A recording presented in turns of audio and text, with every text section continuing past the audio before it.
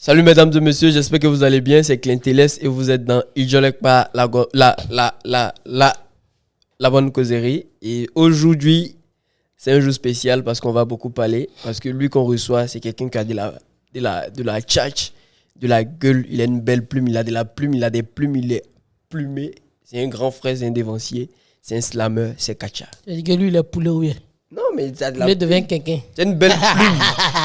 Bonsoir Kacha, bienvenue. Bonsoir Clantélex, merci beaucoup de me recevoir ici dans Djolekpa. Ok. Et je suppose que tu connais parce que je connais. tu es un petit de Baoulé. Un petit content. Ok. Un petit content pour être ici. D'accord. Encore félicitations pour l'initiative et puis voilà, encore merci à toute l'équipe. On n'a pas encore terminé mais il faut la citer. Voilà. MD6 Voilà. Studio, photographie, audiovisuel, ils aiment pas qu'on les cite. Ils sont l'homme. Parce qu'ils savent que c'est pas bon. Donc comme c'est pas bon, faut pas te dire non, on a fait ça pour ta vie. Non. Donc c'est eux qui réalisent, c'est MD6, Dixie, Pixie, tout ça, M Studio, ils sont en blocos en face de l'hôpital, ils sont là. Ils sont partout. Voilà. Ils sont vraiment partout. Si vous ne les voyez pas, ils sont à la golf. Voilà. Et puis il faut saluer aussi le boss du studio, tout ça. C'est lui qui nous donne à manger, qui nous donne les porcs, tu vois, tout ça. Un peu d'eau à boire. Merci beaucoup, le vieux. Voilà. Donc, Kacha, là, on a bien fait les installations, tout et tout. Tranquille. Il y a un petit générique qui va passer tout à l'heure. Et après ça, on se prend.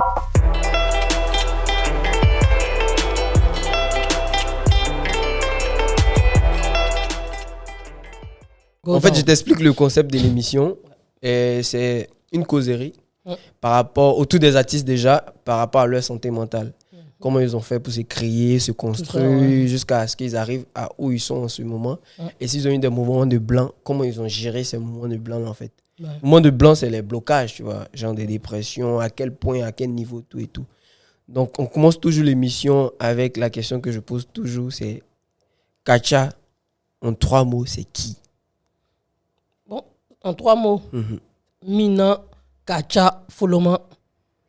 Ça fait 3 mots. Ok. Et pourquoi Mina, Kacha, Foloma? Je n'en veux à personne, c'est mon nom.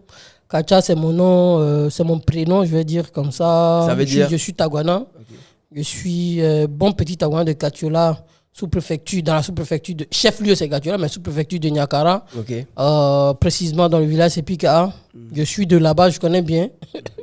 Et puis voilà, donc Kacha, ce qui veut dire je n'en veux à personne. D'accord. Pour dire en fait que dans la vie, quoi qu'il arrive, quoi qu'il t'arrive en fait, c'est parce que le tout-puissant ici, chez nous quand on dit Niene ou bien quand on dit Clochol, c'est pas pour identifier un individu, mais pour te faire savoir que tout ce qui est au-dessus de l'homme, s'il n'a pas, tout ce qui est au-dessus, s'il n'a pas décidé, ça ne peut pas t'arriver. Donc si aujourd'hui quelque chose t'arrive aujourd'hui, c'est parce que celui-là qui est au-dessus de tout a permis. Donc je ne t'en veux pas, toi qui m'as fait ça, mais j'en veux en fait à celui qui a permis que ça arrive. Voilà, donc quelque part c'est ça. Donc je garde ce nom sur la scène pour dire c'est Kacha, c'est ce slammer qui n'en veut à personne. Voilà, pour ne pas me dissocier de cette promesse que ma mère et mon père ont bien voulu coller sur moi. Ok, d'accord. C'est tellement bien beau, c'est bien c'est dit beau. tout ça. Un Taguana est toujours beau et puis voilà, c'est la plus belle langue du monde. Amen. Ouais. Voilà, après, de toute façon, on nous a dit voilà. que Jean-Claude Van Damme est Taguana. Oui, Jean-Claude Van Damme est Taguana. Zeus est Taguana. Jésus lui-même, il était Taguana. Il était. Oui. Ah ben, il n'est plus, tu vois. Et puis le gars, avant de mourir, tu vois, il dit, quand il priait, il dit Abba, Abba Père. Abba, ça veut dire papa. Tu vois, c'est une fois, tu vois, en Taguana, ça veut dire papa. Abba.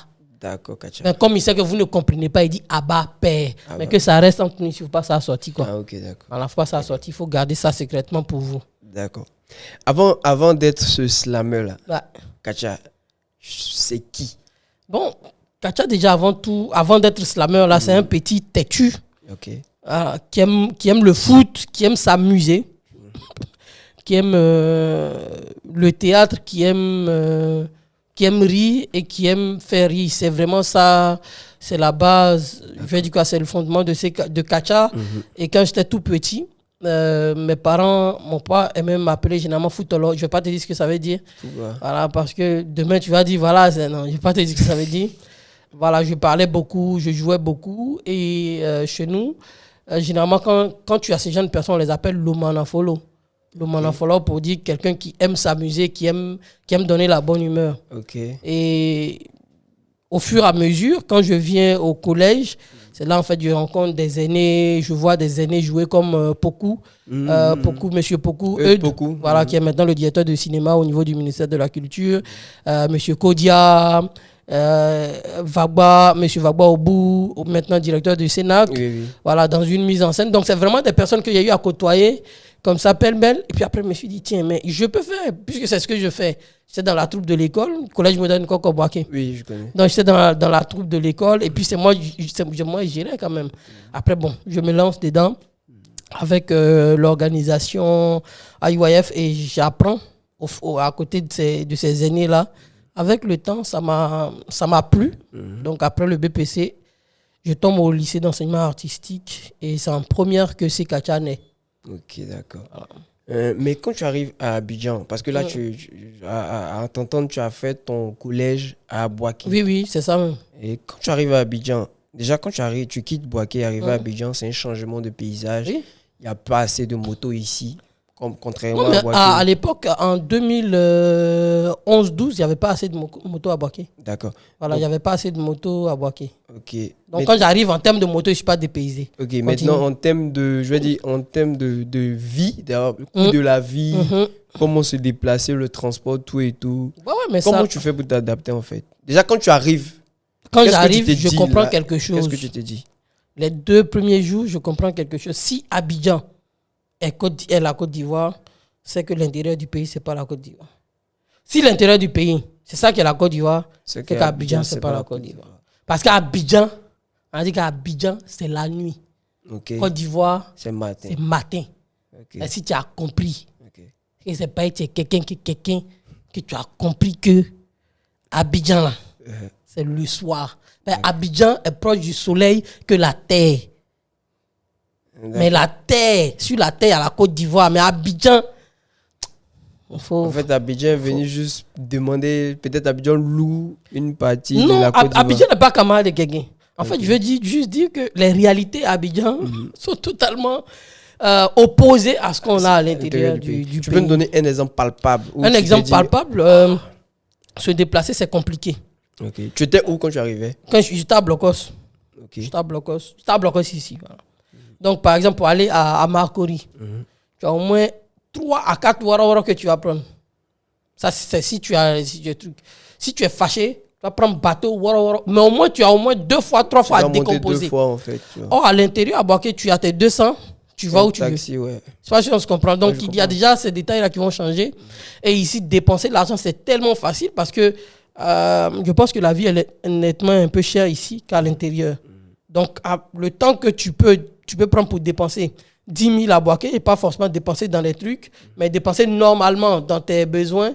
Ici, à Abidjan, si tu prenais 2 semaines pour le faire à Boaké, tu peux faire ça en une journée. Voilà, en demi-journée, ici, c'est mort. Voilà, c'est mort. C'est vraiment ça pour dire qu'il y a ces mouvements-là qui changent. Il y a la couleur même qui change. Voilà. La couleur, c'est-à-dire l'eau. Il y a des gens qui disaient ça. Il y avait des croyances qui disent que l'eau d'Abidjan rend propre, rend clair. Non. Quand tu arrives au village, les gens... Ah, l'Abidjan est venu. Non, je ne crois pas. D'accord. Maintenant, quand tu es là, tu passes le concours d'entrée au lycée d'enseignement artistique. Comment ça se passe? Seigneur Jésus-Christ de Nazareth, sauve-moi. Attends, je t'explique quelque chose. Ça reste entre nous. D'accord. Mais de toute façon, ça va rester entre nous. Entre nous et les abonnés. J'ai jamais dit ça à quelqu'un. Vas-y. Donc, ceux qui entendent, ils vont dire à quelqu'un. Vas-y. Tu vois, je vais t'expliquer. Mais c'est pas ce que ça a fait, mais je vais expliquer quand même. Vas-y. Tu vois. J'arrive pour m'inscrire, tu vois. Je suis là pour faire déjà les prépas. Je n'ai pas les moyens, donc je ne vais pas directement au sein du lycée pour faire des cours de prépa. Donc, je me préparais comme ça sur le net, savoir qu'est-ce qu'on fait là-bas. Donc, interroger Google, tu vois. Et on nous avait donné une première date de limite pour les inscriptions. J'avais tout, j'avais les papiers, mais pas l'an. Ah ouais. Donc, j'ai pris, la date est reportée. Quand c'est reporté là, ça arrive, il n'y a pas longtemps. Tu n'as toujours pas l'argent. C'était autour de... En tout cas, j'avais besoin de 17 000 en tout pour les photos. 000, voilà. Non, pas maximum 17 000, je pense. Peut-être ça tourne autour de 12, 13. Franchement, je ne sais plus.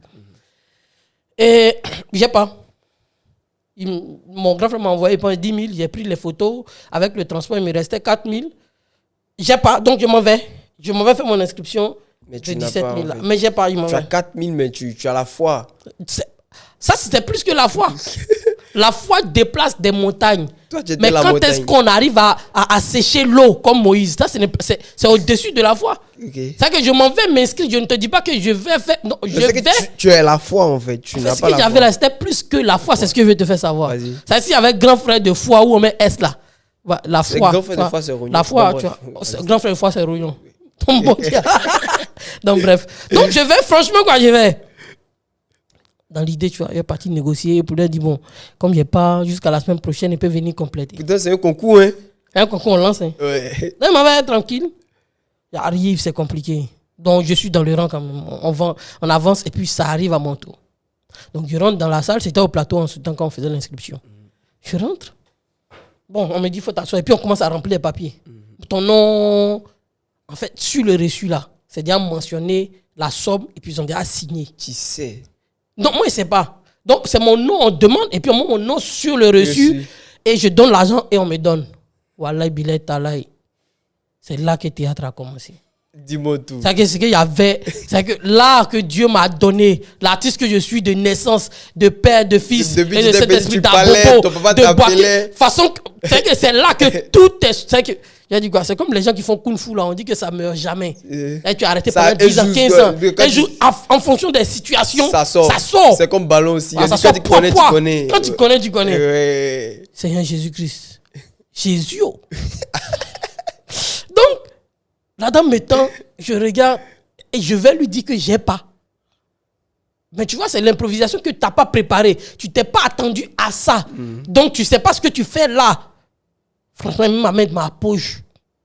Puis il fait sortir 4 000. Donc, en faisant sortir, comme j'hésitais pour faire sortir, il y a un monsieur qui était à côté, il dit, tu as perdu ton argent ou bien? Il dit oui.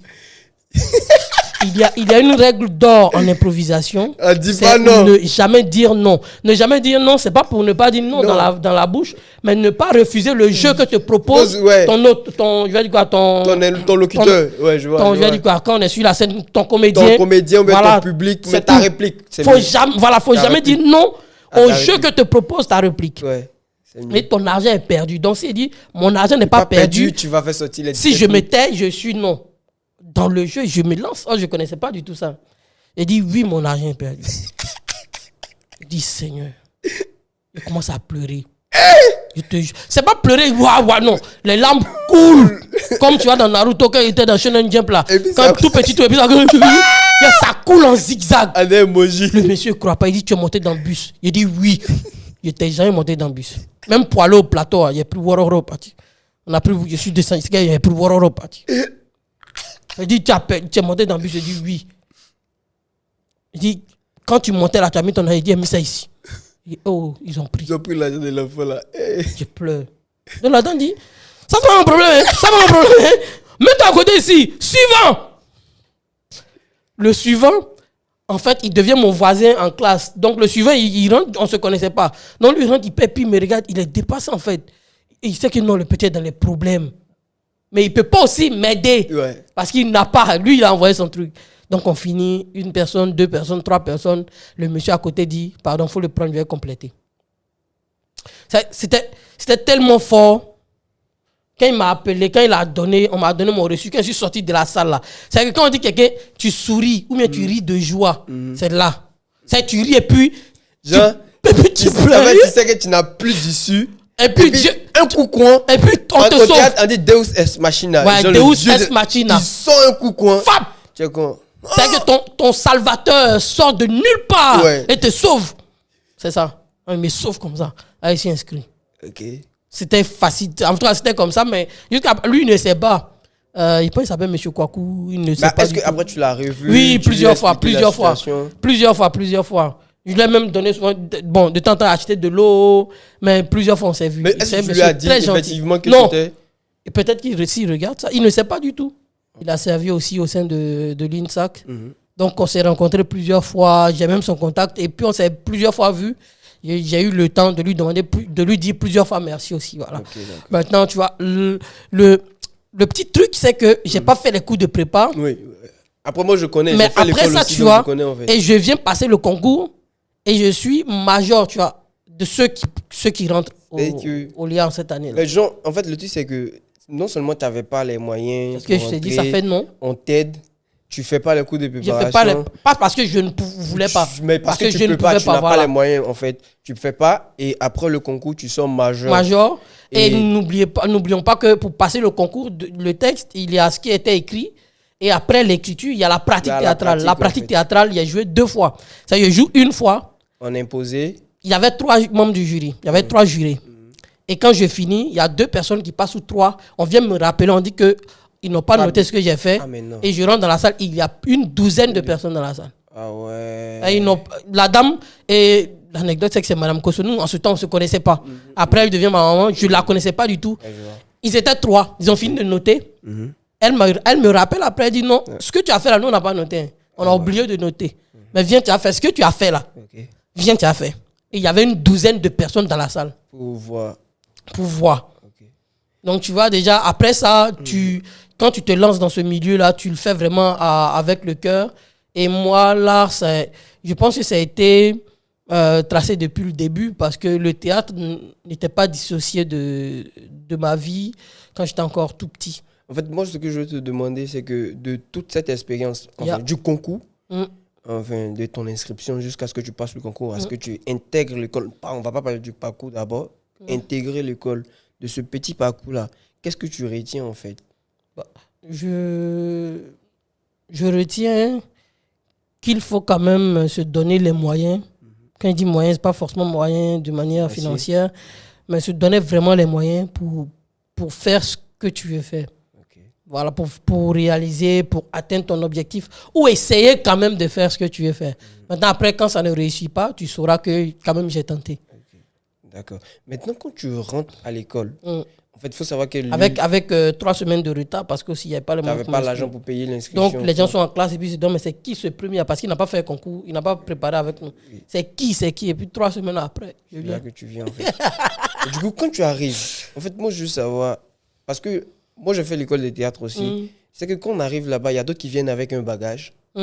Et pour apprendre, ils sont obligés de se vider. Et il y a d'autres qui se perdent, en fait. Comme moi, par exemple, moi, je suis perdu. Comment toi, tu gères quand tu rentres? Déjà, au lycée d'enseignement artistique, on a moins ce problème-là. Parce que des élèves qui sortent de la classe de 3e, rares sont ceux qui ont étudié, en griffe, le théâtre. Oui. Donc, quand vous venez, personne n'a étudié le théâtre. Vous êtes sur le même piédestal, normalement. Non, pas avec toi, parce que tu as 3 semaines de retard. De retard? Donc, ça, c'est au niveau des cours, je veux dire. Mais les cours, vous les prenez au même moment et autres. C'est vrai qu'il y a d'autres qui ont un background qui est un peu plus que pour toi, mais ils ne peuvent pas parce que ce qu'ils ont fait dehors, c'est la pratique. Or, au lycée, on a la théorie et la pratique. Et qui parle de théorie parle forcément de bosser. Et ça, on était très bon dedans au collège. Donc, tu vois, ces détails, je ne me suis pas trop senti dépaysé. Ce genre de détails, généralement, on les rencontre au supérieur. Avec ceux qui viennent de l'université, du Léa, et qui se rencontrent. Et des gens qui ont eu la passion après le BPC ou qui sont rentrés après le bac. Donc, tu vois, lui, il découvre. Or, celui qui a fait ses 3 ans de formation et qui a un bac artistique, lui, ne découvre pas. Et celui peut-être qui a fait l'université, qui a peut-être une notion, il ne découvre pas. Donc tu vois, c'est vraiment ce genre de... Je pense que c'est une difficulté aussi pour les enseignants qui prennent les étudiants en première année. Maintenant, en fait, le truc c'est que là, on parle, tu arrives à l'école des arts, au lycée, tout et tout. Mais est-ce que tes parents, on est ivoiriens, on est africains, et tu viens du centre pratiquement, et là-bas on connaît. Là-bas, il y a la sécurité financière qu'il faut avoir. C'est-à-dire que tu finis tes études, tu passes au concours. Tu es fonctionnaire d'État, on te paye par mois. Est-ce que quand tu décides d'aller faire l'enseignement artistique, le lycée, après le BEPC, c'est quoi la réaction de tes parents? Déjà, mes grands frères et mes grandes sœurs n'étaient pas totalement d'accord. Là, tu finis le BPC, on t'oriente au lycée classique de Boaké. Là, quand même, c'est le lycée classique. C'est ça. En ce temps, c'était encore un peu quand même le lycée classique. Et puis tu dis, moi je vais venir faire les arts. Mais tu as fait ça, nous on appelle ça amusement. En langue, c'est comme ça les parents disent. Voilà, tu vas chercher le théâtre, tu vas trouver amusement quelque part à côté. On dit de partir à l'école et toi tu fais amusement. Et comme je suis dernier enfant de maman, donc je sais comment je gère. Et eux, ils me parlent. Elle les chapeaute. Donc, je passe par la petite porte. Je passe directement par la grande cour. Je dis à la vieille, en fait, là-bas, si je vais là, non seulement je ne paye pas l'école, ils vont payer mon école, ils vont me donner l'argent à la fin du mois. Et puis, c'est beau. Tu ne vas plus souffrir. En fait, tu ne payes plus. Quand je vais là, là-bas, on paye mon école. Et puis, on me donne l'argent encore. On me paye pour partir on me paye pour partir à l'école. Ouais. Donc, qu'est-ce que tu cherches? Donc, elle les a convaincus. Je ne sais pas comment, mais en tout cas, elle a parlé. Elle dit, laissez l'enfant là faire ce qu'il veut faire. Okay. C'est comme ça, en fait, que... Donc, moi, je n'ai pas vraiment eu de... Même quand je dis la résistance de mes grands frères et grandes sœurs, ce n'était pas vraiment fort. C'était pas du voilà, c'était pour dire, mais tu vas là-bas, va finir d'abord ici, après tu peux faire... Donc, moi, j'essaie d'expliquer parce que j'étais vraiment borné. Je voulais aller étudier les arts. Mais est-ce que tu avais une visibilité sur les débouchés quand tu partais au lycée? Pas du tout. Tu te disais quoi? Formation. Okay. Je vais me former et devenir comédien professionnel. D'accord. Maintenant, comment tu fais pour avoir... Comment te vient le déclic? D'abord du théâtre, parce qu'après on sait que tu es devenu slammer, mais du théâtre. Moi, je sais que c'est... Je regardais... on appelle ça comment? L'Odyssée finale de Koulibaly Chigada. Je ne sais pas si tu connais le grand frère de monsieur Suleiman Koulibaly. C'est ça qui m'a fait... genre, j'ai dit, wow, c'est ça que je dois étudier en fait. C'est ce que je dois faire. Toi, comment te vient le déclic où tu t'es dit... faut que je fasse du théâtre. Moi, je pense que c'est venu au fur et à mesure. C'est pas venu un coup. Il n'y a pas eu de déclic un coup. Quand j'étais encore au village, je me rappelle, j'ai joué ma première pièce de théâtre, comédie musicale, La naissance de Jésus. Ah, c'est nous tous. C'était en 2004, ah ouais, 2005. Okay. Donc, après, tout ce qu'il y avait d'activité, tout ce qu'il y avait autour de la culture, tout ce qui était lié au théâtre, au jeu, au village, j'étais quand même dedans. À l'école, j'étais dedans. Quand j'étais encore à l'EPP. Voilà, donc on faisait un peu. Tu vois, tu sais que c'est du théâtre, mais tu sais que tu n'es pas pro. Tu sais qu'il n'y a pas toutes les bases. Voilà, personne ne t'enseigne, mais comme tu as des aptitudes, on va dire comme ça, des prémices. Ouais. Donc tu avances avec ces détails-là. Quand je viens au collège et j'intègre le club de théâtre de l'école, j'apprends encore d'autres choses parce que là, il faut parler en français, il faut peut-être aller d'autres... Ça m'aide. Et quand je rencontre aussi mes aînés, quand je rencontre IYF, quand je rencontre... Ça fait que j'ai du jeu. Okay. Il y a d'autres choses qui s'offrent à moi. Donc, c'est un peu. Et j'ai dit, bon, je vais aller étudier ce que j'aime. Je vais aller étudier ce que j'aime. Mais je n'ai pas eu vraiment de déclic. Mais en termes d'idole, j'ai eu quand même de déclic. La première fois quand j'ai regardé une pièce de théâtre classique, pendant 2 heures, je ne me suis pas ennuyé. Ok. Classique. Hein? C'était Je veux voir Mioussov, mise en scène par M. Vagbo au bout des salles. Et où Mme Kosonou jouait, où Docteur Loukou jouait, où M. Kodia jouait. Tu vois, c'était vraiment genre la crème, quoi. Tu sais que c'est du théâtre classique, mais tu ne t'ennuies pas. Je vois. Après, nous tous, on connaît le théâtre classique. Moi, je dis, bon, quand même, il y a des... Je veux ressembler à un tel, je veux jouer comme un tel, je veux savoir faire la musique. Voilà. C'est vraiment... Après, je me dis, avec le temps, j'ai vraiment eu des déclics dans ce sens-là. Mais est-ce que ça t'a pas dispersé, le fait d'avoir ça là, ah, moi, je fais comme lui, ça t'a pas dispersé? Malheureusement, j'ai pas fait comme... Enfin, Jean, tu t'es inspiré, tu dis, ah ouais, lui, il est... Ah ouais, lui... Mais tu sais, moi, je dis toujours, c'est ce qui forme l'identité d'un artiste. Ok. Aujourd'hui, quoi qu'on dise, quand tu prends l'artiste Acha, tu as un peu de Bob Marley, tu as un peu de Lucky Dubé. Quand tu as l'habitude d'écouter ces deux éléments-là, et quand tu les associes, ça fait Acha. Je ne sais pas si on se comprend. Je comprends très bien. Mais quand tu l'écoutes, elle est particulière. Elle est singulière. Mais elle, ça peut ne pas être ça. Je peux me tromper. Mais ça peut arriver de s'inspirer d'un tel, de faire un mix de 5-6 personnes qui va pour donner ton personnage. Et je pense que Kacha, c'est un peu la somme de ça aussi. Okay. Maintenant, Kacha, déjà à l'école, au lycée, on sait que tu étais vraiment apprécié de tous. Tu étais le petit de l'ancien proviseur du lycée enseignement. Ta maman, tu vois, là, ça vient après le travail, tu vois, c'est avec le travail. En fait, c'est ce que je veux te demander. Comment tu fais pour devenir le fils, mais le filleul de tout cela? Parce que souvent, il y a beaucoup d'étudiants, en fait. Il y a beaucoup d'élèves. À quel moment c'est toi? Comment ça arrive, en fait? Je pense qu'elle m'a reçu pour la première fois quand je me plaignais. On était en première, je pense, il y avait 15 ou 16 de moins, je ne sais pas. Ça doit être autour du premier semestre. Là-bas, c'est un semestre. Et puis, Je pense, en toi, il y avait 33 qui manquait dans mon affaire. Ok. Donc, je dis que je ne suis pas d'accord avec ma note. Attends, toi, tu voles déjà. Non seulement que tu es premier, et deuxième, je me rappelle en ce temps, la deuxième, elle avait 10. Tu as dans la 16 là-bas. Et puis, il y a un espace. Il y a vraiment de l'espace. Il y a du boulevard. Et moi, je ne suis pas d'accord avec. Il faut me donner mes 0,33. C'est pour moi, quand je calcule, vous voyez ce que ça fait. La machine ne peut pas dire autre chose, c'est calculatrice aussi. Ou bien, donc, je pense que c'est dans ce genre de trucs. Elle me reçoit. Elle dit, tu sais, c'est pas compliqué. Calme-toi. Au prochain semestre, on rajoute ça. On rajoute ça, c'est pas un problème. Tu as compris? Continue de travailler. Allez, vas-y, sors. C'est comme ça que c'est parti. On est vraiment devenus fils, maman, un peu comme ça. Je pense qu'elle aime beaucoup les gens qui aiment travailler. Oui, c'est clair. Et c'est plus ça se voit. Moi, je la vois soutenir des artistes dans des concerts de jeunes. Je dis, ah ouais, quand même, quoi. Elle est toujours là. Ouais, coucou, maman Châtelain. Ouais. Maintenant, je veux savoir comment se fait ta transition. Parce qu'on va faire un passage rapidement à l'école de théâtre. Je sais que tu étais dans une promotion où, genre, à partir de vous, ils ont arrêté les baptêmes. C'est nous. Je suis parmi les têtes. C'était la promotion où tout le monde disait, non, ceux-là, ils ne vont pas réussir. Ils n'ont pas de parrain. Qu'est-ce qui s'est passé concrètement? Les leaders tête due là. Moi, je suis après vous. moi, je viens de la promotion d'après toi, en fait. C'est-à-dire, toi, tu es mon grand frère. Après toi, il y a nous, notre promotion, en fait. Ouais. Qu'est-ce qui s'est passé concrètement? Bon, moi, je sais que je suis parmi les têtus. Et pour ne pas dire le plus têtu. Je me suis dit, tu vois, à l'école, il y a beaucoup de petits ou de grands qui me respectent. Et aussi qui respectent beaucoup de personnes. Ouais. Et aussi, moi, je respecte aussi beaucoup d'aînés parce que j'ai vu leurs travaux. Quand j'étais au Léa, l'anecdote, c'est que je partais en vacances qu'en août. Okay. Parce que juin, juillet, il y avait les examens. Créations. Et je m'asseyais, ça y est, je prends mon temps, je regardais toutes les créations. Donc, je connais les grands frères, qui est qui. Okay. Et je les respectais parce qu'ils étaient bons dans ce qu'ils faisaient. Je les respectais parce qu'ils m'ont brimadé. Okay. Ou bien parce qu'ils m'ont frappé, ou bien parce qu'ils m'ont crié dessus. Non.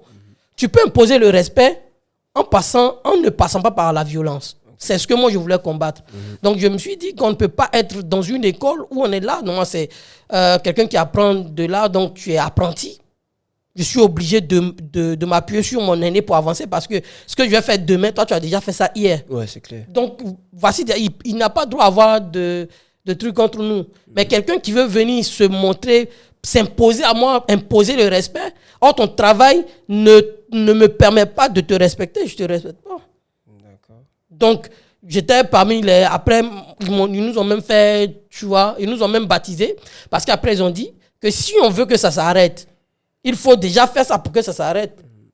Après, le baptême, c'est pas bien passé parce qu'il y a les chefs de département qui sont venus arrêter la série. Non, mais je pense que pour nous, ils ont voulu faire des histoires. Beaucoup de choses. Des choses tout, moi, quand je montais, il y a peut-être des choses qu'on ne peut pas dire, mais il y avait des gens qui avaient vraiment réservé beaucoup de choses dans les loges. Oui, puisque c'était dans la salle de théâtre. Parce qu'on devait faire en même temps que nous. Ils ont pris beaucoup de choses sales, déposées là-bas, et ils attendaient qu'on monte sur la scène. Ouais. Qu'est-ce que j'ai fait? Comme un bon enfant, j'ai attendu. Quand tout le monde est monté sur la scène, je suis passé derrière. J'ai pris, je suis parti jeter, je suis revenu comme un bon enfant. Donc, après, ils m'ont dit de monter, ils ne montent pas. C'est un aîné, Charles Lutin, que je respecte parce qu'il travaille bien. Ouais. Et Godé Serge, parce qu'ils sont bons. Ouais. Avec qui tu as travaillé. Voilà, avec qui j'ai eu quand même. Mais même quand je travaille avec eux, souvent je les appelle sur mon spectacle. Ouais. Des gens que peut-être je négocie des forfaits. Ouais. Mais je vais dire quoi, pas que je les paie, mais qui travaillent pour moi, je vais dire comme ça. Mais je les respecte. Ouais, pas parce qu'ils travaillent, pas parce que je suis là, entre parenthèses, leur chef. Non. Mais parce qu'ils sont mes aînés et ils sont forts que moi. Donc je les respecte. Voici déjà des éléments. Donc ils nous ont baptisés comme ils devaient faire. Donc, et après nous, on dit bon, on ne fait plus. Ça, c'est une question bizarre. Si c'est ton aîné qui n'est pas fort que toi, à la limite, tu le respectes pas, quoi. Dans ce cas, je dirais qu'il y aura deux formes de respect. Allez-y, monsieur. Si tu es mon aîné et qu'en âge, tu es mon grand frère, je suis obligé de te respecter parce que je suis un bon petit Senofo. Okay. Et si tu es âgé que moi, j'ai l'obligation de te respecter. Ouais. Tu es mon aîné, tu es fort que moi, je suis obligé de te respecter parce que je vais apprendre des choses. Tu es mon aîné, tu n'es pas fort que moi, je dois te respecter. Mais si tu me demandes, si tu veux t'imposer à moi, maman, je te dis que non. Ça passe pas. Ça passe pas. C'est comme si ton petit frère, tu lui dis, chaque fois tu le tapes, je suis ton grand frère, respecte-moi. Un jour, il peut ne pas te respecter. Il va faire parler avec toi. Mais il fait ces trucs, tu ne parles pas avec lui. Il sait quand là, c'est pas moi. Quand je fais ça, lui, il ne réagit pas. Je veux devenir comme lui. Il va se soumettre. Ça revient aussi. Ça, c'est de l'art. Ouais. Se faire respecter, c'est de l'art. Okay. Maintenant, Kacha, quand tu fais ta transition avec le slam, déjà, comment tu arrives au slam? Comment tu découvres le slam? C'était en classe de première. Il y avait un concours dénommé École des poètes. C'était une télé-réalité. Et maintenant, École des poètes, c'est un groupe. Je suis de l'École des poètes. Mais l'École des poètes, c'était une émission télé-réalité réalisée par le Cénac. En ce temps, c'était le docteur Alain Tailly. Et aussi qui a boosté aussi la naissance de l'École des poètes, qui était au Cénac. Et il y avait une structure qu'on appelle Incruste TV. Je pense qu'ils sont encore là. Et qui réalisait avec le Cénac. Je ne savais pas tout ça autant. Donc, je vois là, parce qu'ils avaient mis des affiches à l'INSAC. Je me dis, comment on fait le théâtre classique? Et que c'est pas loin de la poésie, parce que le théâtre classique, c'est la poésie. Il y a des rimes, il y a des strophes, il y a des strophes, il y a des tirades. Ouais. Donc, je peux faire quand même. Ouais. Slam, c'est poésie, non? Ouais. Je me jette dedans. Ouais. Donc, j'écris, présélection, premier de poule, zo. On dit, bon, la compétition a commencé. On met maintenant dans les vraies poules maintenant pour commencer. Poteau. Ça, c'est bas de fer. Comment t'as fait? Parce que, tu vois, tu peux être beau parleur, mais le slam, c'est tout autre chose. Okay. C'est pas aligner des mots. C'est pas qu'aligner des mots. C'est tout autre chose. Et il y avait des gens qui avaient bien commencé avant moi. Néoulou, Placide, Conan, Guillaume. Donc, ce sont des gens qui avaient déjà la fibre artistique et qui savaient écrire. Oui, donc, moi, je parle, non? Eux, ils savent écrire, ils savent parler. Ils ont un plus que toi. Ok. En fait. Donc, il fait bon, mais je sors. Le X, c'est que je n'ai pas laissé. Ça veut dire que je vais dire quoi? Ça m'a fait mal, mais ça m'a aussi permis de me forger parce que je ne sais pas si je savais que ça allait me plaire à la longue. Okay. Donc, je me suis lancé dedans encore. Et auprès d'eux, j'ai aussi appris à gauche, à droite. Je suis entré dans l'école des poètes avec des cours, formations. Et au fur et à mesure, ça a donné ce que ça a donné de ça a donné ce que ça a donné. Tu as fait sortir des albums. Oui. Tu as fait des spectacles. Oui, beaucoup. Et sur le dernier en date, tu m'as invité. Sur le dernier en date, on a partagé une scène ensemble. Oui. Et on s'est insulté un peu. Ouais. Mais après, c'était de bonnes guerres parce que tu es Tchétabana, moi je suis baoulé, donc il y a forcément. Des alliances. Ma maman est baoulée, je suis pas baoulé. On n'était pas forcément parti même sur forcément Tabana baoulé. Oui, mais c'était pour parler vraiment des alliances interethniques. Parce que ça permettait de régler les conflits et ça permettait de mieux cohabiter. Mais aujourd'hui, la jeunesse vit loin de ça. Hein, ça les intéresse même pas forcément la jeunesse, les parents vivent loin de ça. Il y a beaucoup de parents qui ont connaissance de ça, mais qui ne trouvent pas l'utilité en fait. Ouais. On va faire ça, c'est pourquoi? Parce que moi, je sais qu'au Niger, les gens ils font des conférences dessus pour non, dire mais que ça nous permet de régler les conflits. Il le faut. Moi, je pense que si on avait vraiment une promotion vraiment bien plus prononcée sur les alliances interethniques 2002, 2010, ce que ça a fait comme dégâts, ça n'allait pas arriver. Ouais, c'est clair. Voilà, moi, je ne peux pas voir un Yacouba, sachant que c'est mon enfant, c'est mon esclave, c'est lui qui est censé laver mes habits, c'est lui qui est censé nettoyer mon champ. C'est lui qui est censé casser sa tête, sa grosse tête là pour me donner à manger. Et puis il va venir crier sur lui. Il va venir prendre des armes contre lui. Ça ne se fait pas. C'est pareil pour un guerrier. Guerrier, il va tout faire chez toi. Il faut lui donner juste baouin. Il va tout faire dans ta vie. Tu vois, les guerriers ont vendu leur dignité au Sénoufo grâce aux feuilles de manioc. Parce que nous, on cultive manioc. Quand ils sont arrivés, donc le roi pensait qu'ils étaient venus se battre. Or, quand il regarde les guerriers Sénoufo, ils ne peuvent pas se battre.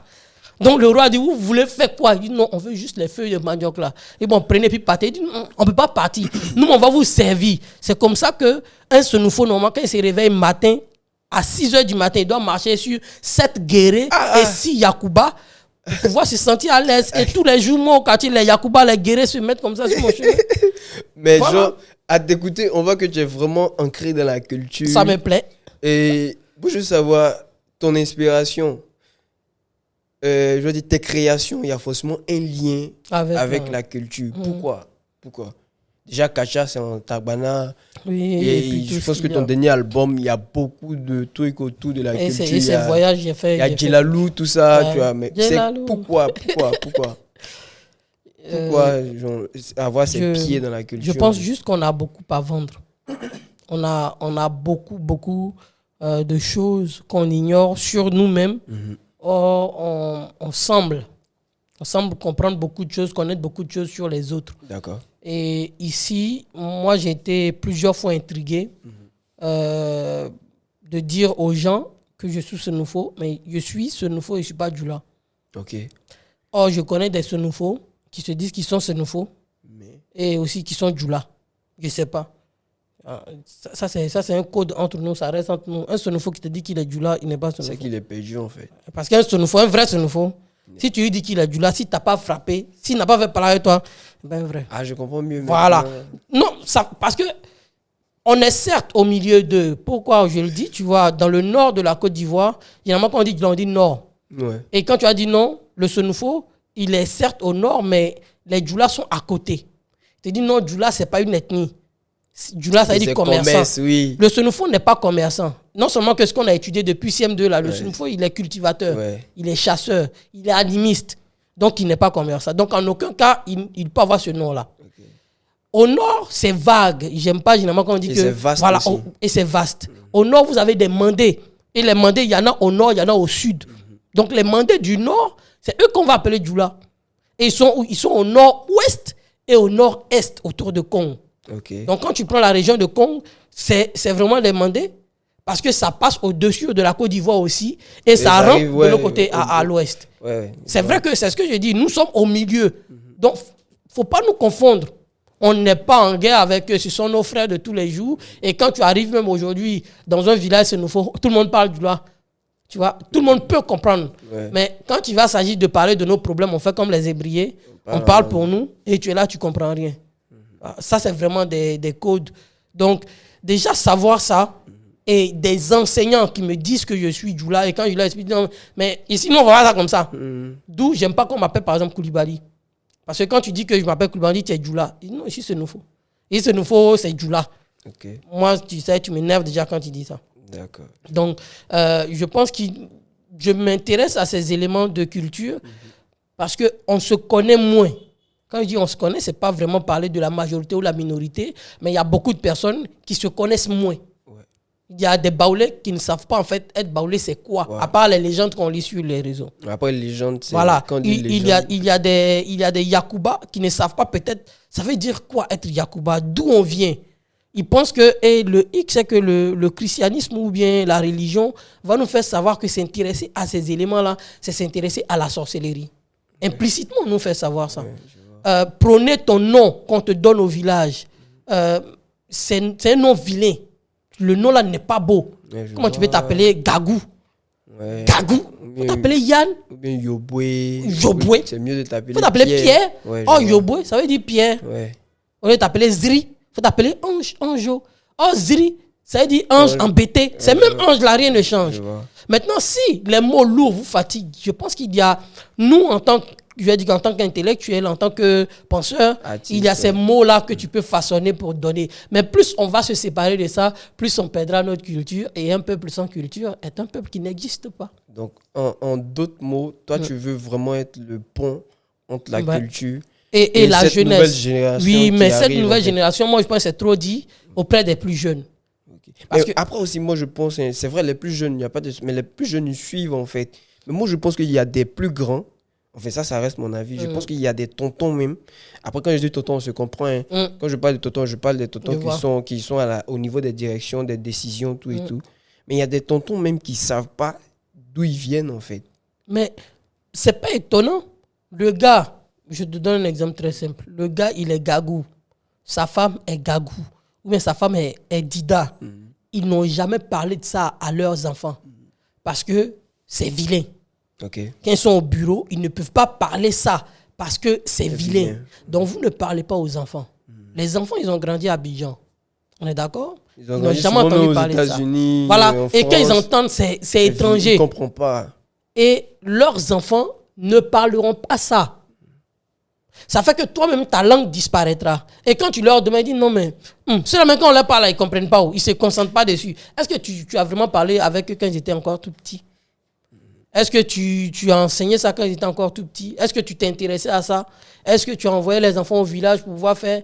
Mais en fait, moi, je pense que le plus gros problème qu'on a, c'est vraiment les préjugés qu'on a autour de la culture.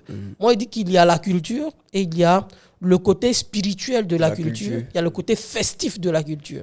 Quand tu prends un masque comme le Wembele, le Wembele, toi, en tant que garçon, tu peux le voir. Ouais. Généralement, on dit que femmes ne le voient pas. Ouais, mais quand chez les Baoulés aussi, voilà, mais quand c'est dans les grandes cérémonies, on peut faire de sorte que femmes voient. Ouais. Est-ce que quand tu as vu la sorcellerie? Non. Est-ce que quand tu as regardé la danse exécutée, est-ce que tu as regardé la sorcellerie? Est-ce que quand tu t'es cultivé dessus, pourquoi 2 têtes? Pourquoi le museau de caïman? Pourquoi tête de chien, museau de caïman? Tu vois, il y a beaucoup de personnes peut-être qui n'ont pas fait peut-être attention. Même moi, tout ce qui est masque, ce nous faut. Mais ce sont des trucs qui sont écrits.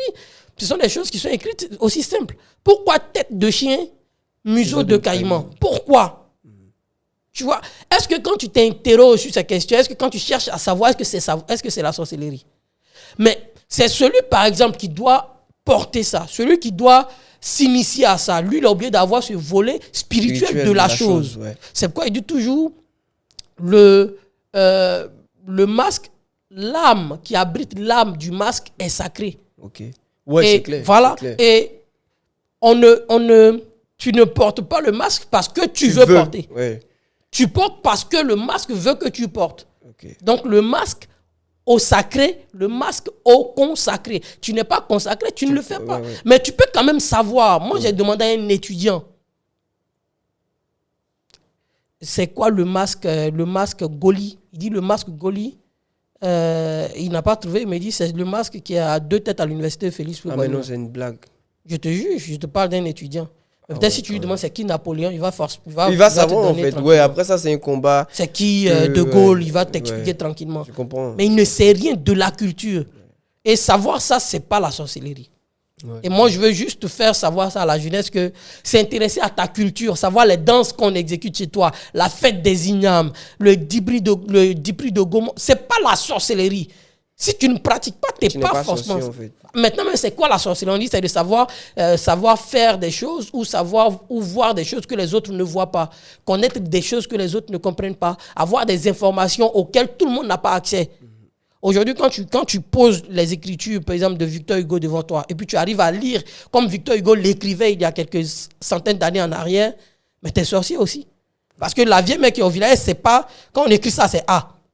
Donc, tu arrives à déchiffrer des codes qui ont été déjà transmis depuis des générations. Ouais. Et toi, tu arrives à déchiffrer ça exactement comme c'était fait.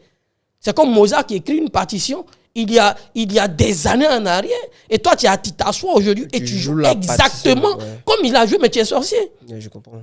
Ou bien c'est quoi? Tu n'es pas sorcier aussi. Ou bien comme il s'agit juste de lire, on dit, bon, c'est pas sorcellerie, mais quand l'autre aussi fait... Non. Ouais, je comprends. Le gars voit que ta tête te fait mal. Il voit que ta tête te fait mal, c'est ça qui peut te soigner. Il te donne que non, c'est sorcellerie. Ouais, je vois. Bon, bref, c'est juste pour dire qu'il ne faut pas, on va forcément diaboliser ce qu'on a. Et plus on diabolise, plus on perd nos valeurs. C'est vraiment ces détails-là. Oui, c'est clair.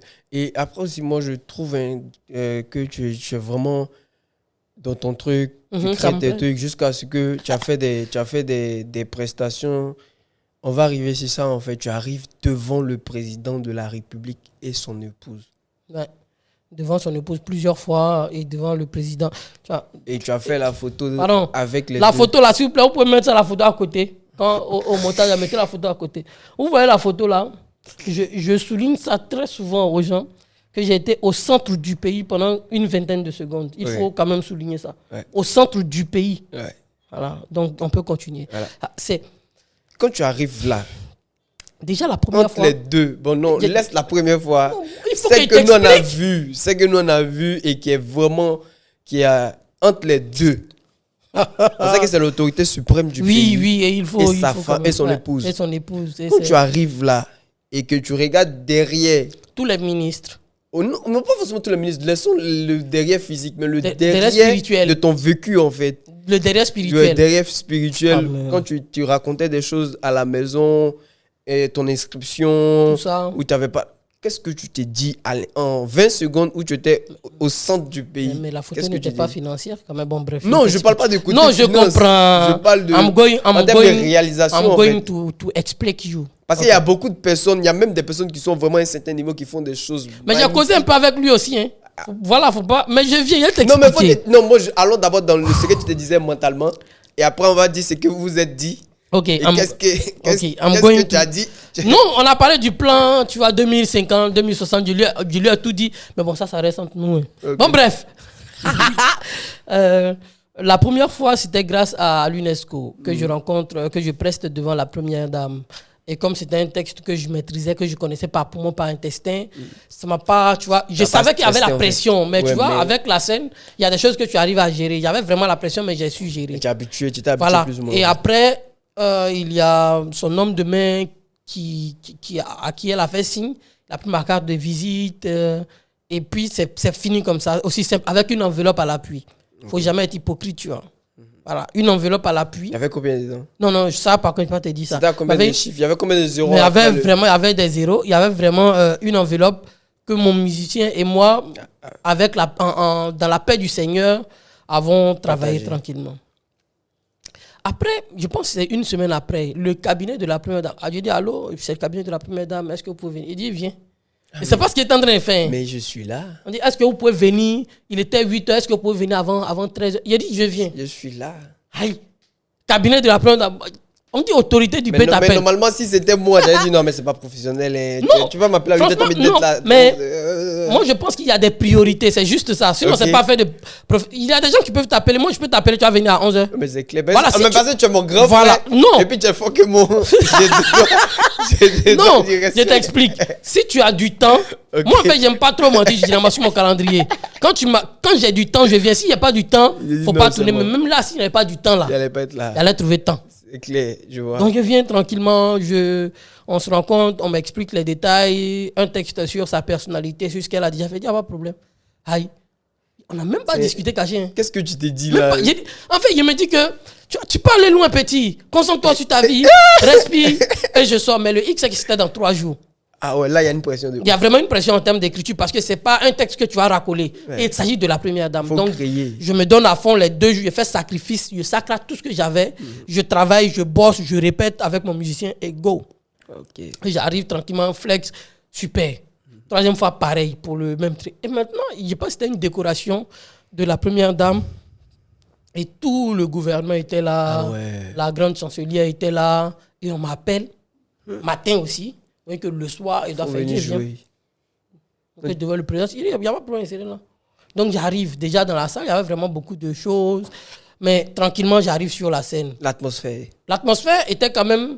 Il y a les repères là, je ne sais pas qui les envoie quoi. Si c'était moi, les gens du c'est rabat. Je ne sais pas pourquoi ils font ça.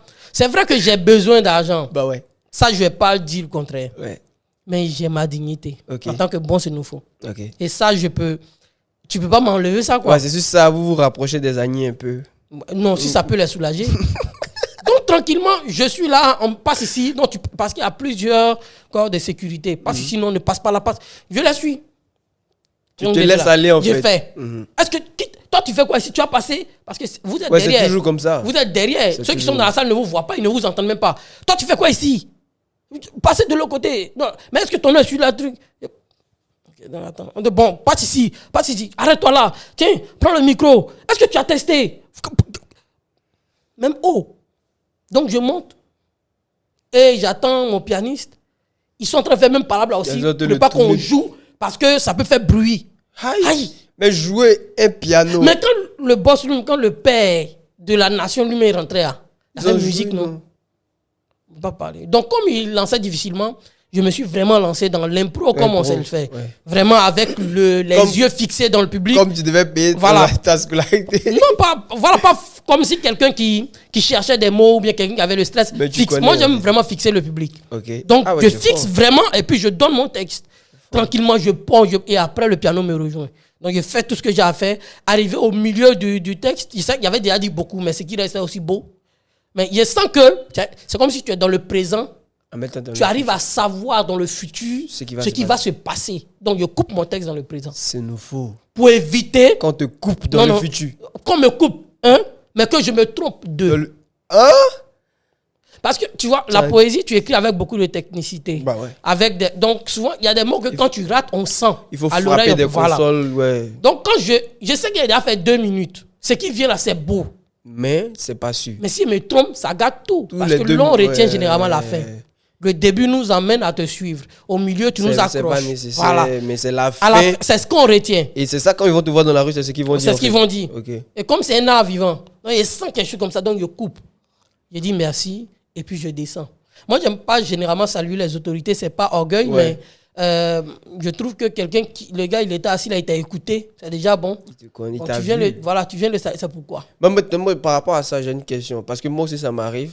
Est-ce que moi, quand on va faire les bonjours tout dans les localités, après on dit d'aller saluer le parrain, tout et tout, mais moi, je sais pas faire ça, parce que je me demande, est-ce que c'est pas l'école de théâtre moi, je pense pas. Moi, par contre, quand je finis, je salue normalement comme l'artiste doit saluer sur la scène. Merci, c'était tout pour moi. Merci, c'était tout. Et je vous salue avec le respect que le passage, moi, j'arrive pas à faire. Moi, vous m'appelez, je viens saluer. Non, moi, j'arrive même pas. Mais si on m'a pas appelé, donc c'est comme ça en fait que je sortais. Et le plan lui m'a salué. Mais jeune homme, appelez-le. Où est le photographe? Donc le photographe arrive. C'est lui qui dit ça? Oui, il m'appelle d'abord. Le jeune homme, jeune homme, appelez-le, viens. Donc il vient, mais comment tu t'appelles? Ça, c'est un boileau classique. Il faut toujours avoir ça sur toi. Okay. Ton nom, ton prénom, qui tu es, qu'est-ce que tu fais. Et peut-être, je vais dire quoi, les difficultés que tu rencontres. Mais j'aime pas mentionner les difficultés. Mais ça là, tu dis c'est un boileau classique. Mais souvent, il y a des boileaux qui disparaissent. Hein? Moi, ça ne va pas disparaître. C'est qu'il tombe sur toi, quoi. Moi, ça ne va pas disparaître. Non, moi, ça doit te couper ton cœur. Parce que c'est lui-même qui t'appelle. Ok. Toi, tu comprends. Donc, quand il arrive, il attend et puis il secoue. Tu es inspiré, jeune homme. Tu es inspiré. Comment tu t'appelles? Mon nom, d'où je viens. Voici, j'étudie le théâtre et je suis non. Pas de difficulté. D'accord. Photo où il est. Fais la photo. Hein? Et puis sa femme se lève, on fait la photo tranquille. Et puis tu fais un peu quitte là. Mais tu peux pas imaginer ce que j'ai ressenti en moi. C'est ce qu'on veut. Voilà. Et après ça, il y a même des tontons, tu vois, à qui souvent, tu sais que c'est ton tonton, tu écris et puis il répond pas. Mais ils m'ont appelé. Et ça va bien. Ah, mais on t'a déjà plusieurs fois vu ici. Mais attends. Non. Quand il te dit tonton, c'est pas tonton du village. Hein. Je connais. C'est tonton qui est bien placé. Tonton qui demande tu fais quoi, faut envoyer ton dossier. Lui-même, il te parle même pas. Tu envoies et puis il répond pas. Et puis il répond pas, mais il te donne un numéro qui passe pas. Tu sais que pour ton spectacle de 5 000 tickets là, il peut payer 3 000 tickets. Il peut payer 3 000 ou bien il peut payer 50 tickets pour t'aider là. Il te répond pas. Ouais. Mais ça va. C'est toi, il a vu, il a dit oui. Ah, mais c'était bien. Tu passes quand à la maison? Il n'y a pas la semaine prochaine. Non. Maintenant, en fait, je veux. Et puis il passe pas. Quand tu venais jouer, les gars qui t'ont dit, oh, mais tu vas. Quand tu as fini de jouer et que tu as fini de faire la photo, comment s'est passée la réaction?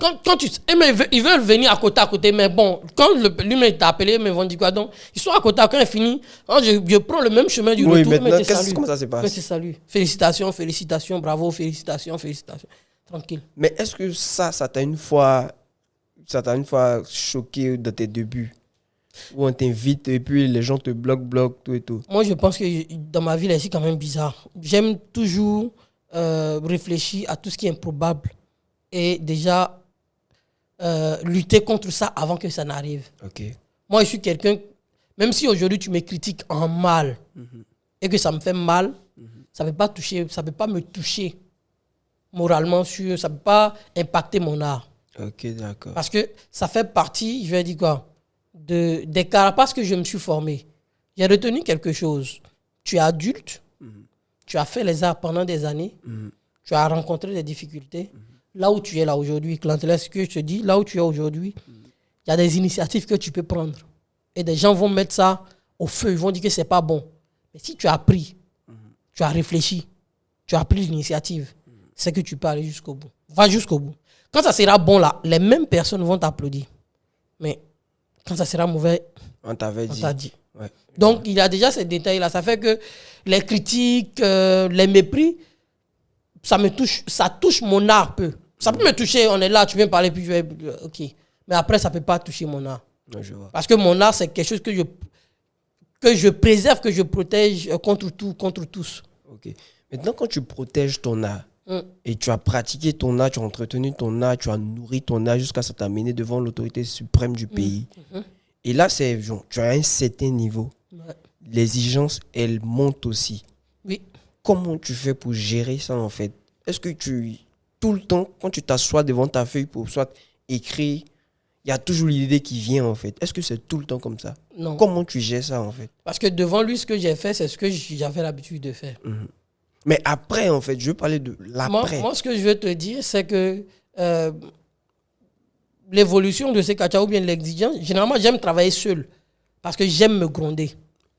D'accord. J'aime me gronder pour de vrai. J'aime m'amuser, j'aime manipuler mon téléphone, j'aime regarder des films. Donc, je me concentre très peu sur des projets. Et généralement, c'est la veille ou J-2, quand ça approche que je... Donc, souvent, j'aime me gronder. Quand il dit me gronder, ce n'est pas dans la pensée. C'est comment? C'est parler, tu vois, avec le... Tu es bête, concentre-toi, pourquoi tu fais ça? Est-ce que tu penses que ça peut t'aider? Ok.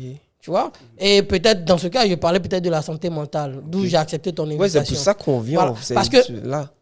ces genres de réactions sont venus après plusieurs souffrances, en fait. Mais est-ce que tu as déjà fait des activités où ça n'a pas marché, puis tu as dit, si tu avais travaillé plus, ça allait marcher être plus. top? Beaucoup.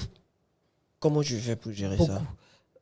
Juste, comment je fais pour gérer ça? C'est juste essayer de me rattraper sur ce que je vais faire prochainement. Comment? En fait, le truc, c'est que, genre, à un moment, tu es là, tu vois. Moi, par exemple, je sais qu'à un moment, je me rendais compte que j'avais jamais écrit de blagues. Pourtant, j'avais déjà fait mon trou, hein. Je suis revenu. Mais genre, il arrivait de soir où je me disais, est-ce que c'est vraiment le métier que j'ai décidé de faire? Est-ce que ma maman n'avait pas raison quand elle disait de partir à l'université que de partir étudier les ans, en fait? Parce que je n'arrivais pas à écrire une blague. Moi, je pense Et j'avais peur même de jouer. Souvent, on m'appelait pour faire des émissions ou bien faire des prestations. Je dis que non, je me faisais passer pour mon manager. Pour dire que l'artiste est en dépression, il est parti au village. Pourtant, c'était moi qui parlais. Comment tu fais pour gérer, en fait? Moi, je pense que généralement, ça arrive dans la vie d'un artiste, souvent quand ça ne va pas. Quand ce qu'on essaie d'entreprendre, ce qu'on fait, on essaie de se donner à fond et puis ça ne nous donne pas les résultats attendus. Okay. L'artiste, je pense que l'artiste fait partie des personnes les plus fragiles de la société. Je pense. Vas-y. Et selon l'OMS, je sais qu'il y a plus de dépression dans le milieu artistique que dans que d'autres côtés. Oui, c'est clair. Et c'est même pour ça que j'ai voulu avoir ce genre de contenu-là. Parce qu'il y a des croyances qui disent que quand l'artiste ne va pas bien, il va... Même moi, à un moment, je me disais que quand il y a Goumen ou bien quand je suis en palabre avec peut-être quelqu'un, ça me pousse à créer, en fait. Parce que je remarquais qu'après, je faisais des blagues, des meilleures blagues, des meilleurs trucs. Mais c'est comme ça que les gens dans le commun du motel, c'est que quand l'artiste ne va pas bien, c'est qu'après ça, il va créer de belles choses, de belles œuvres. Qu'est-ce que tu penses de ça, en fait? Moi, de mon côté, je pense que l'artiste a juste besoin de se sentir bien, de se sentir aimé, de se sentir sans pression, loin de la pression, de se sentir libre. Ça, c'est une phrase qu'il faut retenir en tant qu'artiste. Il faut que tu sois libre. On devient artiste parce qu'on veut être libre de créer. Donc, tant qu'il y a des maisons de prod ou des labels qui veulent t'imposer des choses ou des gens qui veulent t'imposer des choses, quand l'artiste n'a plus sa liberté, il n'est plus artiste. L'artiste veut avoir son propre temps de création, son propre mode de fonctionnement. Moi, je suis quelqu'un, je sais qu'il y a beaucoup comme moi, j'aime pas dormir la nuit. Je n'aime pas. Parce que la nuit, tout est calme, je peux vivre loin de mon téléphone, tu peux m'envoyer un message, et si je ne te réponds pas, tu ne peux pas te plaindre. Bah ouais. Donc la nuit, moi, c'est mon monde de création. Donc si quelqu'un a ça, et que toi, tu veux essayer de changer, ça peut être ta femme, ça peut être tes amis, ça peut être ton enfant, ça peut être ta famille, ça peut être les problèmes, ça peut être ta maison de production, ça peut être ceux qui te paient pour que tu crées. Tant que cette liberté est enfreinte, je pense que l'artiste peut facilement tomber dans la dépression. Ça, c'est un. Et de deux, quand tu crées de tout ton cœur, connaissant tes capacités, loin de l'orgueil, de l'arrogance, et que tu mets sur le marché, ou bien tu te mets sur le marché, et tu vois des gens moins forts que toi, ça aussi, c'est loin de l'orgueil, moins forts que toi, moins structurés que toi, et qui moussent parce qu'ils font des médiocrités dans le même domaine généralement que tu fais, ça peut te faire déprimer. Donc l'idée généralement, c'est de s'apprêter à ça. Ok. Je veux dire que ce que je fais, je décide de faire parce que j'aime. Tu vois, moi, mon dernier spectacle, jusqu'à aujourd'hui, je ne me suis pas encore remis des dépenses financières. Tu n'es pas satisfait du Non. retour? J'ai fait tout ce que j'avais à faire. Le retour, il n'y a pas de problème. Les gens ont aimé, on a vu des posts, on a vu les réactions. Et moi, ça me bat. Oui, mais financièrement, je ne suis pas revenu parce que c'est un projet, je vais dire quoi?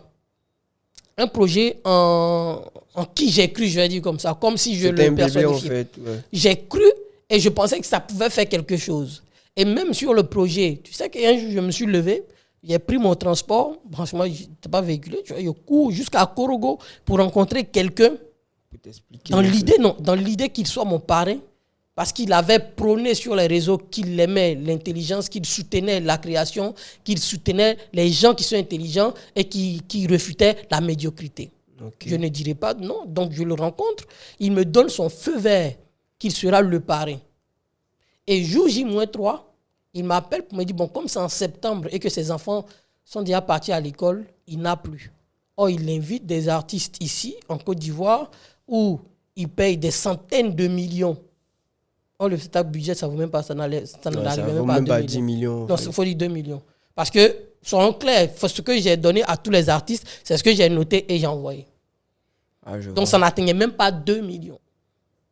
Donc, tu vois, donc à la veille, quand tu te trouves, mais parce que je m'étais déjà calé à ça et j'ai cherché mon argent pour organiser mon show. En plan B, en fait. Parce qu'à la veille, si tu reçois ce genre de nouvelles, c'est un peu chaud. Et moi, par exemple... et c'est l'artiste, en fait. C'est pas comme si c'est ton équipe qui reçoit pour te former. Toi, tu as la décharge et non seulement tu vas te tuer pour remplir ta salle. Ouais. Et l'affiche officielle était déjà calée. Il fallait déjà changer. Il fallait faire beaucoup de choses. Ouais. Mais c'était free parce que le plan... Lui, il était le plan B, il n'était pas le plan A. Peut-être le plan C même. Ouais, je vois. Parce que le plan A, c'était que je lutte pour avoir mon argent pour organiser mon événement. Si quelqu'un vient, ça devient un plan B. Si personne ne vient, je fonctionne avec le plan A. Donc, généralement, quand tu te donnes à fond sur ces genres de projets et que, par exemple, je donne un exemple, tu as pris tout ce que tu avais comme fonds pour investir dedans, demain, ça ne va pas. Et le projet même que tu crées, parce que l'album que j'ai créé, je n'ai pas encore mis en streaming parce que je ne sens pas la nécessité, il n'y a pas d'engouement. Même si tu mets, tu vois que les retours seront minimes. Ouais. Et pour ça, tu peux te prendre une claque. Maintenant, vu que toi, tu es vraiment attaché à la tradition, à la culture, tu as fait le village, tu as vécu au village. Oui, peut-être la semaine prochaine, partie là-bas même. C'est bien. En fait, le truc, c'est que quand on parle de dépression en Côte d'Ivoire, bon, c'est la Côte d'Ivoire que je connais, les gens ont tendance à dire que c'est des choses de blanc. Ils sont bêtes. C'est des choses de blanc, mais je vais faire une image. C'est-à-dire que souvent, qu'on soit ton frère ou ta soeur ou quelqu'un perd son mari ou sa femme, il y a toujours des gens qui viennent vivre avec la personne pour pas que la personne se sente seule. Je ne sais pas si c'est de ça qu'on parle en termes de dépression, c'est pour éviter que la personne se retrouve seule. Parce que quand tu es seul face à toi, que tu te poses beaucoup de questions, c'est là qu'on parle de dépression parce que tu n'arrives pas à avoir des réponses. Tu commences à réfléchir, tu ne sais pas ce que tu dois faire. Donc, en d'autres mots, la dépression existe en Afrique. Et les gens ont proposé des solutions de venir vivre avec les gens. Parce que quand tu vas voir un psychologue, il te dit de parler. Et c'est pour ça que les gens viennent vivre avec toi. Maintenant, qu'est-ce que tu penses de ce genre de réflexion, mais de cette manière de voir les choses, en fait? Bon. Moi, je dirais déjà, ceux qui pensent que la dépression, c'est la chose des Blancs de l'autre côté, ils sont bêtes. Voilà, ils sont juste bêtes, ils refusent de réfléchir. Okay. Maintenant, parler de dépression, tu sais, c'est pas parce que quelqu'un au quartier est mince, est maigre, qu'on va dire qu'il a sida. Qu'on puisse savoir s'il a sida, il doit faire le test d'abord. Ah ouais, c'est clair. C'est pareil aussi, les psychologues nous disent que la dépression, c'est une maladie. Pour dire que tu es dépressif là, faut te diagnostiquer. Que tu fasses un test, en fait. Et c'est ce que, en fait, moi, je vais peut-être pousser les jeunes à faire. Quand tu sens que tu es vraiment dans le truc, essaie de contacter les cabinets, là, c'est généralement 15 000, 20 000, 25 000. 10 000. Moi, je fais 10 000. Voilà, tu peux. 10 000. Voilà, même si les psychologues, ce sont des humains. Voilà, tu peux expliquer et puis ils vont comprendre. L'idée, en fait, cause avec quelqu'un, un psychologue qui te dira que tu es dépressif, et après, tu vas facilement trouver les solutions. Okay. Que de chercher à rester dans ta dépression, parce que quand tu as pas lu, tu sais que tu as pas lu, tu sais que tu es malade. Peut-être tu peux ne pas savoir ce que tu as, mais c'est que tu es malade. Au lieu de rester dans ta maladie, il faut Il faut parler aux gens, il faut parler pour sortir de là parce que c'est pas une belle voie. C'est pas un bon moment. C'est pas un beau moment être dépressif. Et un artiste qui est dépressif, il n'est pas loin de tout abandonner. Et qu'un artiste abandonne, c'est lui qui perd, c'est sa famille qui perd, c'est le pays qui perd. N'oublions pas ça. D'accord. Maintenant, là, on est vraiment dans cette histoire de dépression par rapport à la création artistique. Maintenant, je veux savoir, quel est le rapport entre l'argent et l'art?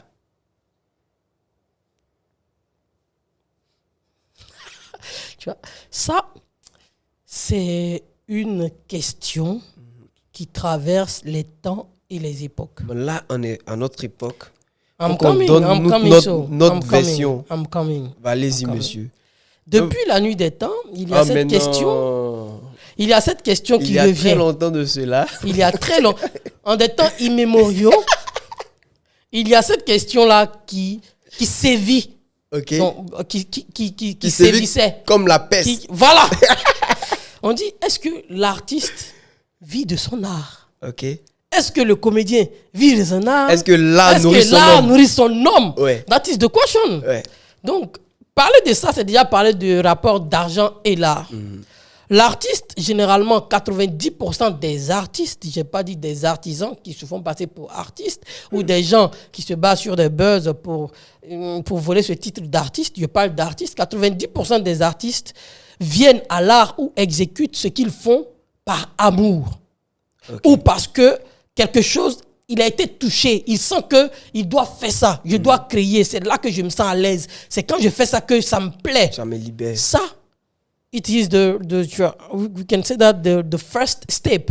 Le premier niveau. De l'art. Ça, tout le monde, tous les vrais artistes commencent comme ça. Après, il y a the second step, qui est la production de ce que tu fais. Laissons vivre de ça. Ce que tu fais là, pour toucher plus de personnes, il faut produire. Et pour produire la qualité, il faut produire la qualité. Qui parle de production de qualité, c'est dans tous les domaines. Tu es humoriste, tu veux faire un spectacle de qualité, dans une salle de qualité, avoir un son de qualité, avant le spectacle, avoir des visuels de qualité. Avoir une communication de qualité, vendre ce que tu sais faire sur toutes les plateformes de qualité, on va te demander la quantité, la qualité. On est d'accord? Donc, tu vas débourser si tu as les moyens. Si tu n'as pas les moyens, tu es bloqué. Imaginons que tu as les moyens et que tu mets tout dedans. Et tu as fait ça, demain, il n'y a pas assez de retour. Sur investissement. C'est bon? Troisième step. On dit quoi? Truth step. Troisième step. Donc, troisième step, tu n'as pas de retour. Tu vis comment? Pour revenir dans la chaîne, créer les éléments de qualité, pour donner aux gens de qualité, et tu vis comment? Imagine que tu as ce qui rentre. Au troisième niveau, tu as un bon retour. Donc, tu peux recréer, vendre, et puis ça va rentrer, et puis tu vas faire. Donc, ça veut dire quoi? Si ça ne rentre pas, tu ne peux pas créer. Évitons en fait de passer par les 1000 chemins. Je comprends. Donc, l'artiste qui dit qu'il fait l'art pour l'art, c'est qu'il est encore au premier niveau. Ça reste ma philosophie. Deuxième niveau, si tu dédies tout ton temps à l'art que tu pratiques, ça veut dire que tu dois nourrir, tu dois payer maison à Abidjan ici, tu dois payer l'eau courant qui monte, on dirait, tu dois payer ça. Tu dois payer connexion. Tu vas gérer ton staff, même s'il n'y a que deux personnes. Même une personne. Tu vas gérer et tu vas gérer toi-même ton image. Et ça, on ne fait pas ça avec le désir de faire l'art. Tu vas payer. Maintenant, ceux qui disent qu'ils font l'art, pas pour l'argent. Moi, je fais l'art, j'ai besoin d'argent pour faire l'art. Et le jour que j'aurai, par exemple, 5 millions d'euros ou 10 millions d'euros, je serai producteur. Je vais faire mollo, tu vois. Je vais produire quand je veux, comme je peux. Et puis un peu, tu vois. Il y a une citation très célèbre d'un artiste très célèbre qui dit... Attends, on dit que le bonheur... Non, c'est pas ça. L'argent ne fait pas le bonheur, mais le bonheur ne remplit pas l'assiette. Ok. Moi, j'avais je pense que je l'écoutais dans la chanson de Lino. Moi, c'est une rappel très célèbre. Où le monsieur depuis le temps, Booba. Il disait que c'est une rappel très célèbre. J'aime pas l'argent, mais j'aimais gagner de l'argent en faisant de l'art. Parce que c'était un comédien. Je sais pas si tu vois. Oui.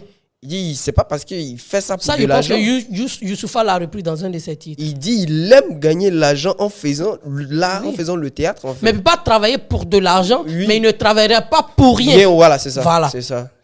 Donc, c'est un peu ça. Ouais.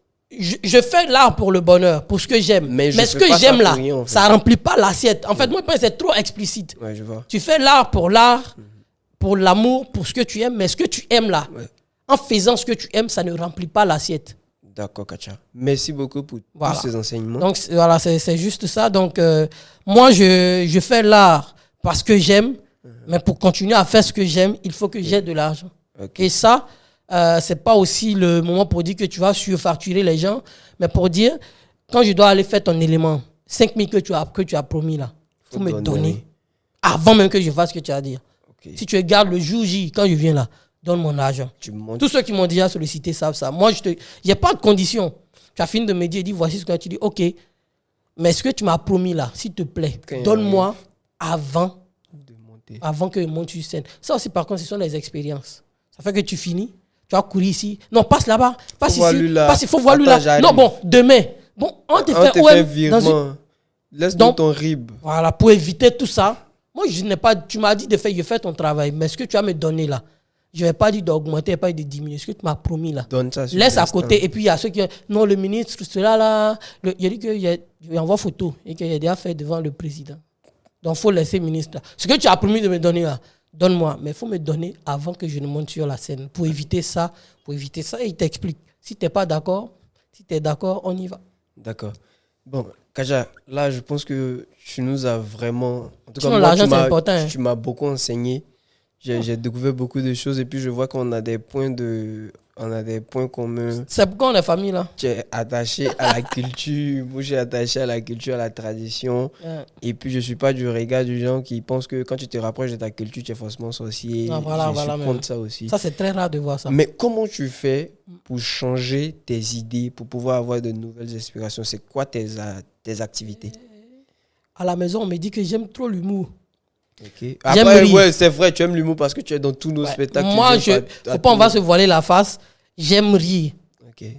J'aime l'humour, j'aime rire. Donc, tout ce qu'il y a. Si tu ne me vois pas à ton activité d'humour, toi, Clantresse, par contre, c'est que je ne suis pas bien. Sinon, je serai là parce que j'aime rire. Ça, c'est un. J'aime regarder des films. Okay. Les films bien réfléchis. Tu vois, généralement, je suis beaucoup plus sur les séries coréennes parce que généralement, les intrigues sont réfléchies et ne sont pas trop populaires comme ce qu'on a l'habitude de voir. Oui, comme lui, il est méchant, il fait ça, on va l'attraper d'abord, là, demain, on va le mettre en prison, quelqu'un va le faire sortir, puis il va les tuer tous, il va se tuer à la fin. Il y a des trucs comme ça qu'on connaît. Et les Coréens, généralement, jouent avec les sentiments et j'aime beaucoup. Donc, j'aime beaucoup regarder les films. Les mangas, je les aime. Les mangas d'action, tu vois. Voilà, pas les mangas, mais les mangas d'action, Valkyrie, Apocalypse. Tu vois, et puis d'ailleurs, il y a One Punch Line, comment il s'appelle? Le gars chauve là. Saitama, tu vois. Et puis il y a Baki, il y a. Bon, Naruto, c'est la base. Naruto, il y a beaucoup de philosophie. Naruto, c'est la base. Ça, c'est la philosophie. Tu vois. Mais vraiment, j'aime beaucoup ces éléments-là et j'aime m'amuser. Ok. Ça, je ne peux pas. Donc, quand je suis bloqué là, moi, je peux être bloqué souvent pour un mois. Hein. Ah ouais. Je te jure que là, j'ai écrit un texte hier. Ça fait 1 an. 1 an, 1 mois que je pense au texte. Donc, c'est avant-hier, j'ai trouvé l'inspiration. J'ai senti ça. T'as eu. Et puis, j'ai écrit. Ok. Voilà. Il s'agit, par exemple, je te dis, il s'agit par exemple de la naissance d'un enfant. Tu vois, comment après, tu prends l'enfant. Un mois, c'est normal, c'est un enfant qui ne voulait pas venir, c'est un tchémoro. Non, un enfant que tu. Par exemple, un papa qui a un enfant. L'enfant que tu prends, par exemple, dans tes bras. Comment ça te donne la sensation? 1 an après, c'est là que je me suis rappelé, que je me donne ces idées d'1 an passé. Et puis, j'essaie de me mettre dans la peau d'1 an passé là. Pour pouvoir faire sortir un truc maintenant. Bah, après la gestation, la fécondation, tout l'enfant. Et puis tout ça, après, ça m'intéresse. C'est comment l'enfant est né. Là. C'est là, tu vois. Donc, ça fait que c'est ça que je parle de la liberté. Okay. Si j'ai pas, imagine que quelqu'un te payait. Sous production. Voilà. On te dit non, faut faire ça maintenant. Tu peux pas. Ouais, je vois. Tu peux faire beaucoup d'autres choses, mais il y a des choses qui te bloquent. Je ne sens pas. Mon corps ne sent pas. Je ne sens pas ça. Je ne peux pas produire. Or, quand tu ressens, c'est plus facile pour toi de créer que quand tu essaies de penser à ça. Tu vois, non? Il n'y a plus rien à ajouter, Katia. Amen, amen. Est-ce que tu avais préparé une réponse à une question qu'on ne t'a pas posée? Comment ça est possible? Il n'y a rien. Peut-être que je suis venu. Non, je me dis souvent, il y a des gens qui se disent il va me poser cette question-là. Non, c'est pas moi. Est-ce qu'il y a une question S'il y a une question que tu n'as pas posée, que tu voulais poser, pose. Non, je demande, est-ce qu'il y a une question que tu voulais que je te pose, que je ne t'ai pas posée? Aucune idée, franchement, aucune idée. Aucune idée, sans te blaguer. Voilà. Donc, vraiment... Alors maintenant, te dire que je suis enseignant de théâtre et que je ne suis pas là comme les autres enseignants vont dire, moi, étant intelligent, je pourrais faire autre chose, hein, mais je suis venu là parce que la vie... Non, moi, j'enseigne, je partage mon expérience parce que j'aime. Okay. Voilà, c'est parce que j'aime que je suis venu dans ce métier-là pour enseigner l'art aux plus jeunes. Donc, d'où, tu vois, déjà la philosophie de la culture. Et ça, mes élèves savent. En classe, je les appelle par leur prénom d'ici. Si tu n'as pas un prénom d'ici, tu t'appelles par ton nom de famille. Le reste, là, les Yano, allez-y voir ailleurs. Mais ton nom, là, tu vois, mec, je fais une interrogation pour ça, sur ton nom. Tu vas m'expliquer ton nom veut dire quoi? Ah ouais, quand même. Voilà, ton nom que tu as là, ça veut dire quoi? Quand tu sais pas, c'est pas comme si c'est pas une sanction. Tu as le temps de partir à la maison, demander à tes parents. Et tu as une semaine, 2 pour chercher et venir nous dire ton nom là veut dire quoi. Ah ouais. Et cette année, j'ai fait par contre avec une petite et depuis, elle s'appelle, elle a gardé ce nom là. Ouais, merci beaucoup, Katia. Donc, c'est fini? Oui. On a terminé. Ok, I catch you very well. Bon, on va faire un truc. Faut signer, faut dire merci d'avoir suivi Njolek Bar. Merci d'avoir signé Njolek Bar. Attends, t'as pas fini de dire ce que tu dois dire. Rendez-vous vendredi prochain pour un prochain numéro. Merci d'avoir suivi Njolek Bar. Rendez-vous pour la semaine prochaine pour un nouveau numéro. Je vous aime. Restez chez vous.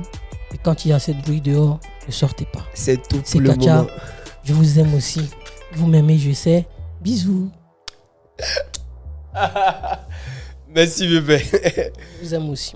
Merci.